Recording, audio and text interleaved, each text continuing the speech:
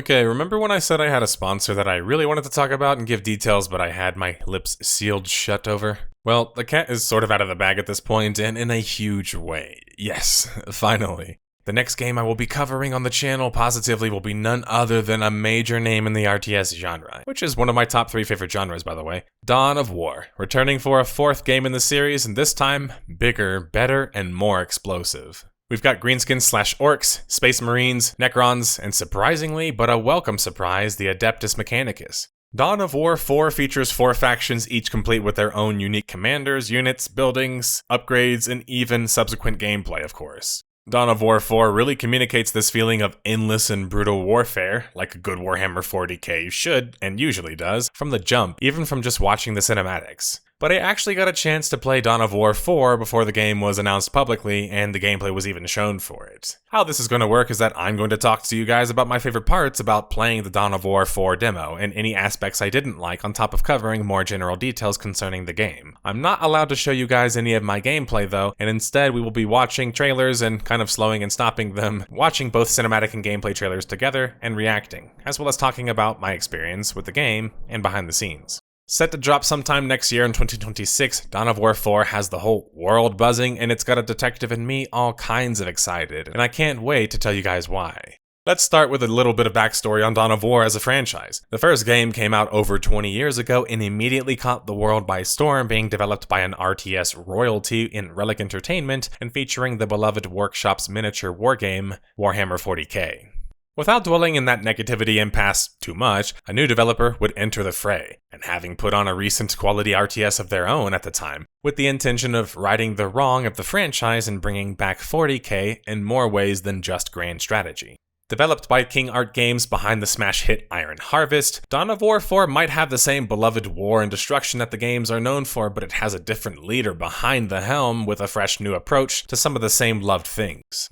But let me get straight to my thoughts on the game. After playing some Dawn of War 4 these past few weeks, I can tell you this is a serious new entry in the franchise, and not a Command & Conquer 4 type entry. Sorry, low-hanging fruit. It's a serious new contender to my most played RTS in the future, and I mean that seriously. In my testing of the game, which consisted of non-final assets and a limited scope of play, I was able to come away quite impressed and convinced that King Art Games was taking this mission seriously. For starters, Dawn of War 4 oozes Warhammer 40k style, whether through the sounds, the epic sync kill system, which allows for epic unit exchanges that result in brutal and impactful deaths, and the famous factions and units that you would command underneath them. In my experiences playing the game, I would zoom in on battles constantly just to view the epic death animations and watch the battles unfold before my eyes, which is not something that I've done since like Battle for Middle-earth or Company of Heroes and maybe even Total War. The economy on skirmish maps is fast-paced too, with you not even needing to mine resources with builders, but instead by capping points and picking up resources around the map. I think this will attribute to faster-paced games and less of a focus on straight economy, like in some super macro-focused games, StarCraft 2.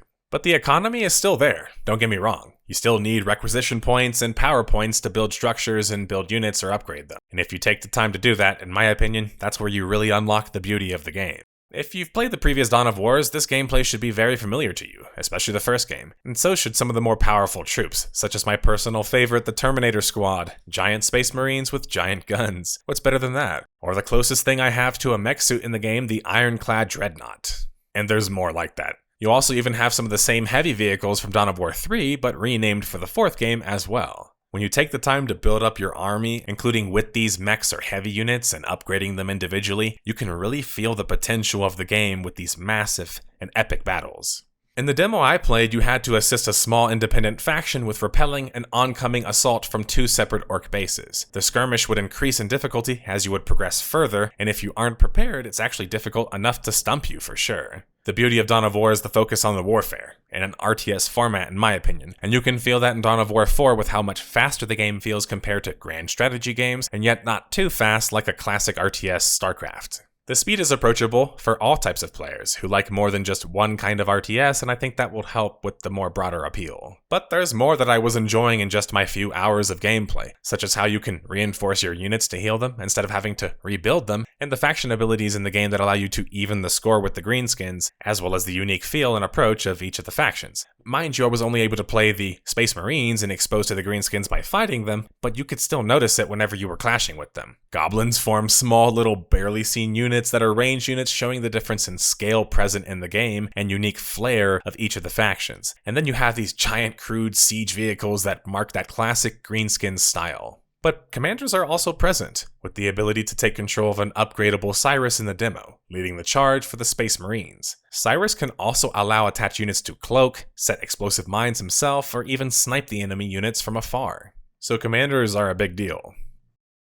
Best part about my experience with the demo was wanting to experience that much more with the game. And there is that much more. With 70 plus epic campaign missions and the ability to complete them solo and co-op, Dawn of War 4, even without the fun and competitive multiplayer I didn't get to test yet, has more to experience, with expansive 2v2 and 3v3 skirmish gameplay with bots or even with just your friends. With each faction having its own campaign, and them being co-op playable, I'm eagerly awaiting the chance to play this game with my cousin, who's been playing with me in RTS games for over 20 years. But Dawn of War 4 has much more to experience. 10 plus playable commanders, 30 plus maps, a map editor, over 110 units, and many of which are actually customizable down to the weapon. Look, it's been a while since we've seen an RTS so feature complete, supposedly, and without any punches being pulled. But Dawn of War 4 for King Art Games is the chance to explode the world again for the Dawn of War franchise, with another fun and successful Dawn of War title for classic fans of the franchise, and new gamers alike. And with how few and far in between there are good RTS games that aren't just based on modern wars, there's not likely going to be another opportunity like this, let's be honest.